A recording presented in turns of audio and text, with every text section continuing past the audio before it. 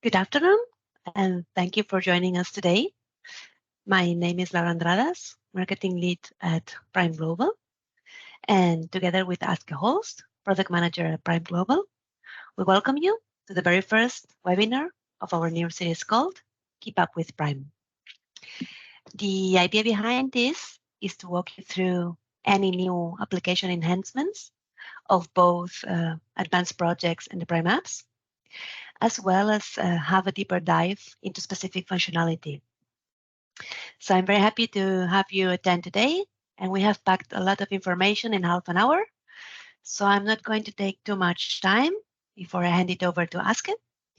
So let's talk about what is our agenda today.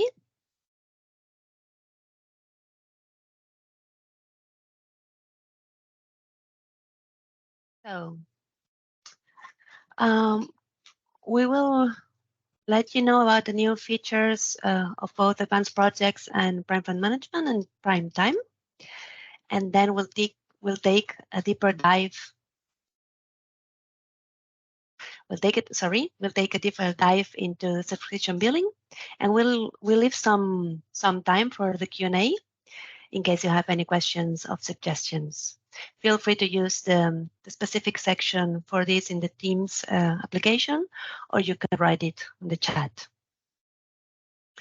So the application enhancements for advanced projects in the very last release we had last week have to do with billing. There's been, a new billing cycle that can be selected for each subscription order. Then Aske will talk about the new invoice suggestion list filter. About enhanced invoice processing. And then there's also the new invoice suggestion list filter. Regarding Pryme Fund Management, the application enhancements have to do with fund allocation in terms of the new amount to use calculation, which has been improved, not new, sorry. And then we have application enhancements for Pryme Time, which have to do with an intuitive calendar format for the time tracked with drag and drop functionality. And then we also have specific default work types for newly created tasks, distinct from those defined at the project level. So now I hand it over to Aske. Thank you very much. See you at the end of the presentation. So we'll start out with Pryme Time, and we'll look at some of the features related to work types. As you might know, if you're working with work types, this is something you can select at the time of time entry to designate what type of work you have performed. And the new feature is that we can now define this at the task level to set a default work type. So here I have a task template with a number of different tasks. And then now columns to select both what allowed work types there can be and what the default work type should be. So in this case, I have one of my tasks is a travel task and the rest are more operational tasks. And I would like to limit the travel task to only be used with the travel work type. So I'll set a restriction on that. We can only use travel. And also I will set the default to be travel. This means that if you select the task of travel, then it will automatically select travel as the work type, and you cannot select anything else. And consequently, I could also set the rest of these to be actually only allow non-travel, so all except travel. And I might set that for all the lines here. And then I won't set any default for them because then it could be one of the multiple work types we do allow. But now we can see that this list is restricted to not include the list of the travel work types. So I now have it in my template. If I go ahead and create a new project based on this template, then this will apply to the tasks. So it's an easy way to set it up, make it easier for users as they track their time to actually not have to fill in the work type, or at least be restricted to be able to select the correct work types. So I now have a new project plan here. According to that specification, if I open up a timesheet and I want to track time on my new project here, and I select one of the first tasks, then the work type field is not filled, but I cannot select travel. I could select this is non-billable, and consequently, if I selected a line and selected that I wanted the travel task, then it will automatically fill in travel as my work type, and I cannot select anything else. I'm restricted to only use travel. So that will help out in a lot of situations if you're working with work types for time tracking. The next feature is related to time tracking, not so much on timesheet, but again with Pryme Time, we have the feature of time tracking entries. And the time tracking entries, of course, allow you to run a start-stop timer. I could start a timer and say I'm in a demo at this moment, and maybe this is for a specific project and it's for a specific task. And then this timer is running, and I can stop the timer at any point in time. It'll track how much time I've used. And of course, I could adjust this and say, actually, we started at 2 for this meeting, and so it tracks 10 minutes of time, and this will go on to my timesheet. So a very easy way to track time in detail. I could, of course, also sync in time from my calendar using the sync from Outlook calendar functionality, and so I get my complete calendar for the day, and I'll, of course, have to select what I worked on each of these entries. This is all existing in Pryme Time since early on, but the new feature is the time tracking calendar. The time tracking calendar gives you a graphical presentation of the entries you have created. And so it makes it easy for you to see if there's some time you have missed. In this case, we can see that I was supposed to have a meeting for almost half an hour, but less 5 minutes. So I had kind of a break in between these two. But I know in reality, I went from one meeting straight into the next one. So I will close up that gap. And so I get a more complete day. And of course, if you're billing for your time, closing those gaps, making this a consistent full day, that is valuable. Looking at that in a bigger view, like a week view, this could look something like this. And again, I see I have a number of small gaps in here. And I can adjust. It could also be that I knew that maybe this monthly status upgrade that went over time. So I will extend that a little bit. There's even a bit of time here. What did I do at that point in time? Let me fill that in. And so I knew I had a quick check-in here with somebody. And again, I can select the project and task and so on, but I can fill that in and get that on the board. And of course, at the end, this will be the basis for my timesheet. So this graphical overview of the entirety of the week, being able to see any gaps, this is one of the new features we have here. So these are the main two features that we have in Pryme Time. When it comes to Progresses itself, one of the main new things we're seeing is a new processing of invoicing. And this can be set up in the setup menu for project setup, and there's a new option in here. Now, it's not something I recommend that you select immediately in a production environment, but it's definitely something that you should test out in a sandbox environment to see how this affects your invoicing process. The invoicing should be faster and better, and this will be the way going forward. The old process will still exist for at least half a year going forward, but we will transition into this new process, which has newer code that should be cleaner, should be more stable, and it'll also be a lot easier to extend with new functionality, both for ourselves and for our partners. So this is something, go ahead early, test this in a sandbox, see how it affects invoicing, and if it suits your needs. If not, let us know. On the topic of invoicing, we already had this concept of invoice suggestions. But recently there was a change to the invoice suggestion list. And that meant it was harder to set filters. The upside was that we got a much better performance, especially if you have a lot of projects. So the invoice suggestion list is now very fast to run, but it's hard to filter.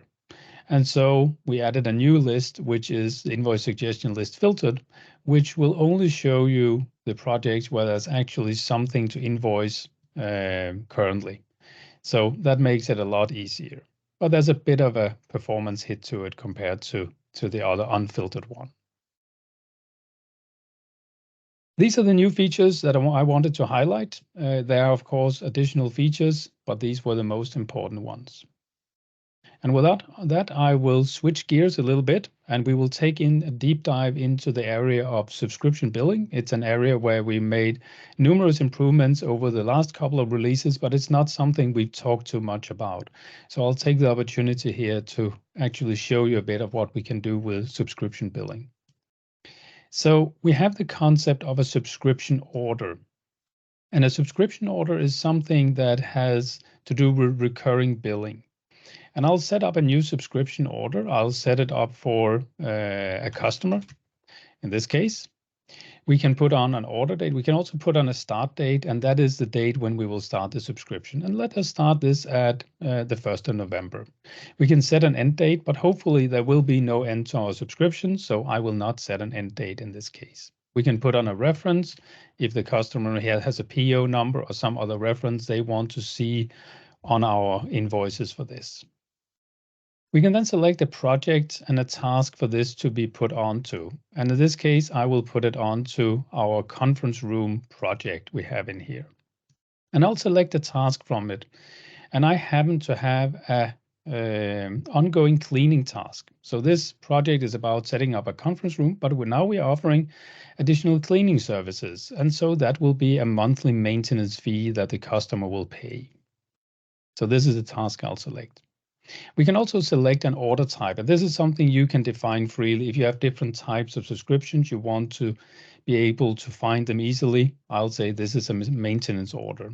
You could put in a description, and I'll say, I'll call this cleaning, but you could have a description that you, again, make it easier to find in a list of many. Then we can define the billing type. This could either be advanced billing, meaning we can bill as soon as we get into the period the subscription is for. So our first subscription period will in this case start on November 1st. And so with advanced billing, we could invoice for this at the earliest of November 1st.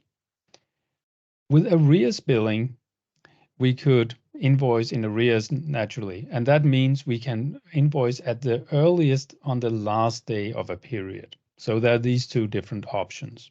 I will go with the advanced options at this moment. And then we can define a billing cycle. And this is again similar to what we have on projects. This is for information and filtering purposes. So if you're filtering out a lot of subscriptions orders that you want to post, then having a billing cycle makes that easy. And I can select something. I could actually say this might be a monthly subscription, but I only want to invoice it quarterly. So I will put in quarterly here. And so I know I should only invoice this quarterly. And then the most interesting part, which is of course the lines here. And here I can add lines for either items or resources or expenses. We generally recommend using items when you are selling something on a recurring basis because it is often a service that you are selling. It is not related to real time. There might be time behind it, but it is the service that you're selling. And so setting up an item that is a non-stock item, a non-inventory item, in this case, I set up a maintenance item. We can see here that this will have a unit of measure. In this case, I have my unit of measure is month, and then we can say we will invoice for one maintenance, and then the period comes into play. I have defined some different periods for this invoicing. I'll say, let's invoice this with a monthly period. Well, very well knowing that I said, well, but we said the billing cycle was quarterly. Yeah, but let's get back to that one later. So here we're setting a monthly cycle, meaning there will be one entry for this every month. And there will be the dates we will invoice. First date is November 1st. And because we haven't invoiced yet, then the next day is of course also November 1st is the earliest we can invoice this for. And we could again send an end date. So we could have different end dates on different lines. Then as a unit price. In this case, this is pulled from the general price logic of Business Central. But I can override this and say, I would like to enter a manual price. I have a special agreement and they'll get it at 99. And in that case, it will ask me, do you really want to update? Because that means if you change price list, etc., you will not get those updates. Now you are in control. You will have to manually keep these prices up to date. But yes, I want to do that. And we can see this is now a manual price. In general, I recommend not using manual prices. You should set up your price list instead. And with this, I'm actually ready to go. So if everything is set, then I can release the order, and you must release the order. And with that, my subscription order is done and I can get out of here. So now I have my subscription orders. And what I can do here is I can go in and I can post. And I could post in batch or I can post single orders. If I post in batch here, I can of course set some filters. And I could set a filter. I only want to post this one subscription order. But if I have 100 subscriptions orders, it might be easier to say, I would only like to bill those that have the quarterly billing cycle, because then I can do a segmentation and those with a specific order date. I have to decide at what date do I consider this. And usually we don't fill in the date. That means it will use the work date. And as we have passed November 1st, we should be able to invoice for this. Then the question is, do we want to raise an invoice immediately when we post this, or do we want this to come into invoice suggestion so we can invoice it later? And in this case, I'll say, no, let's not invoice at this point. I'll just say, okay. And this will post the entries to the project ledger. They become part of the project. And we can see we have now usage quantity of 1 and total usage of 99. But we haven't raised an invoice. And that might make sense. We might go into our invoice suggestion using our new filtered invoice suggestion even and see that we now on our setting up conference room have a value of 99 for items, but we also have some resources. So for this, we could create an invoice which would be a combined invoice. That is both some services that we are doing on a time and material basis, but also some services we are providing as a part of a subscription. And so here we see that we have all the assembly of furniture, but we also have the subscription maintenance for November 2023 is on the invoice. The opposite example or the other example here would be, let's say we post this again. And of course, now we have posted it. So we cannot just post it again. We have to move our date ahead. And I'll assume that we have now moved into, let's say, March. And we're at March 1st. So you could also always take on another date into the future or the past if you want to. And this would mean that we are now having to invoice for December, January, February, and March, 4 months of time, because I have not done any posting here in between. And let's raise an invoice immediately for this one. And so if we do this, it will both do the posting, but we also see we get the invoice screen where we see there's a new invoice and there will be these entries for December, January, February, etc. So these are some of the ways you can work with it. You can either post and have the invoice created immediately, or you can save it for later and have it part of the invoice suggestion. There are some additional features. I will not spend too much time on that, but you could set up some additional logic for your periods and say that a certain period comes with a certain unit of measure. And so there might be a connection in here where if I say my period is yearly, then it changes my unit of measure. We could actually do that change. We can say currently there's no such rule. But if I go in here and change my setup and say, this should actually correspond to specific units of measure. You have to be careful with this because then I can only use items that actually have these units of measure defined. But if I set this up, then I've set up that these units of measure, of course, correspond to each other with a factor that there are 3 months in a quarter and there are 12 months in a year. And so if I select year, and now I cannot do this because I haven't opened my my order. So I should reopen this again. So reopen this again. I might even create a new line. That might be cleaner. And say we have a new one. And in this case, we want also one of these, but we will set it yearly. Then it's still a year. But in this case, it will take the factor of a year to month and increase the price, because the yearly price is, of course, a lot more than the monthly price, and it does that automatically. You could also set up a price list for yearly prices, etc. So you can do a lot of different scenarios in here with monthly, quarterly, yearly, different prices, different ranges, etc. And of course, if you have something that is on a longer time span, like a year or maybe a quarter, then you might want to defer and set a deferral code on the line. Then it'll handle the deferrals for you as well. I think that's all I had time for today. I will give the floor back to Laura. Yes, thank you, Aske. We have a question from Stefan, and whether it's possible to show the field order description in the order list.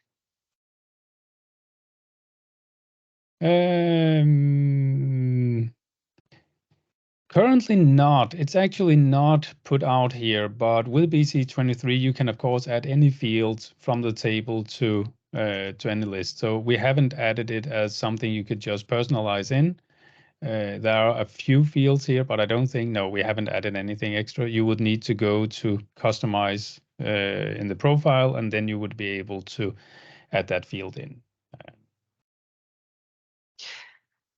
So that was the only question we had. Hold on a second, because Stefan is writing.